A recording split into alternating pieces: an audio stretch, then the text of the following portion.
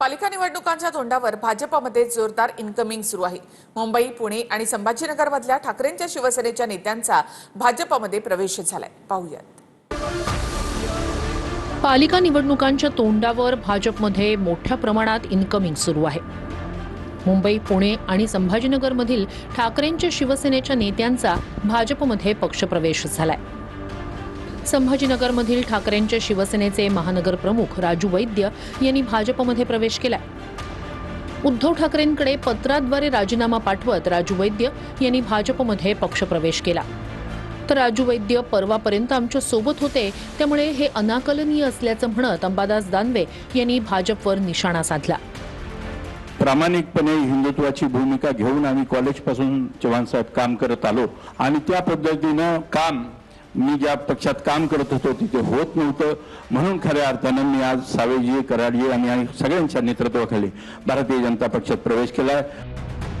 अमित साटम यांच्या उपस्थितीत मुंबईतील ठाकरेंच्या शिवसेनेच्या 2 माजी नगरसेवकांनी भाजपमध्ये प्रवेश केला।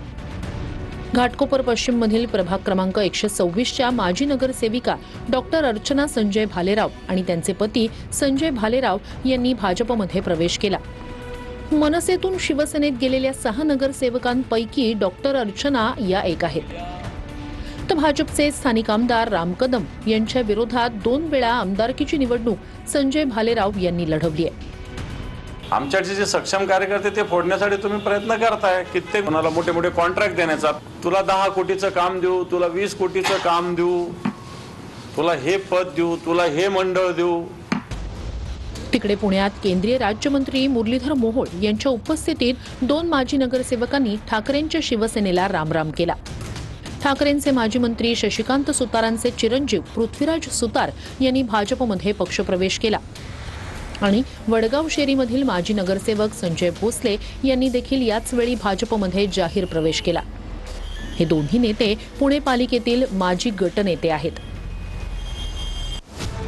आगामी महापालिका निवडणुकांच्या तोंडावर शरद पवार यांचे समर्थक आणि चिंचवड विधानसभेचे माजी उमेदवार राहुल कलाटे यांनी भाजपमध्ये प्रवेश केला।